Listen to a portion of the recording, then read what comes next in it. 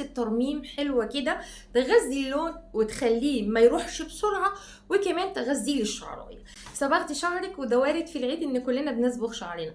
محتاجين ايه؟ محتاجين نعمل فيلر للشعر او نعمل جلسة ترميم حلوة كده تغذي اللون وتخليه ما يروحش بسرعة. ازاي يا جميلة؟ هتجيبيلي فنجان قهوة، حطي فنجان كبير مية وحطي عليه قهوة، سيبيها تغلي كويس قوي، صفيلي بمصفى وعليها الشاشة.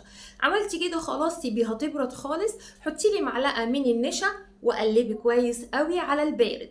حطيها على النار هيتقل قوامها، وبعد ما تحطيها على النار ويتقل قوامها هتجيبيلي معلقه كبيره من زيت جوز الهند وعليها معلقتين كبار من الزبادي البلدي علشان فوائده اكتر، وحطيلي كمان صفار بيضه.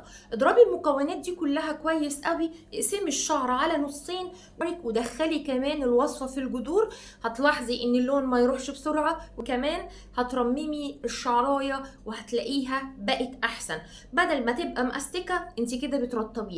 مطلوب منك تعملي الماسك دوت او الوصفه دي تعتبر فيلر للشعرايه، هتعمليها مرتين في الاسبوع حسب حالة شعرك وحسب لون شعرك. استخدمي المكونات وانت كسبانه. خلصتي معاكي الفيديو، بتمنى يكون الفيديو عجبك. يا ريت لو الفيديو عجبك ما تنسينيش لايك وشير وسبسكرايب. والسلام عليكم ورحمه الله وبركاته.